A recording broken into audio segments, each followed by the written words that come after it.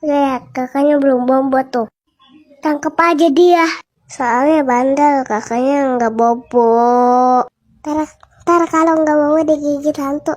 Bobo ya. Jangan lupa berdoa ya.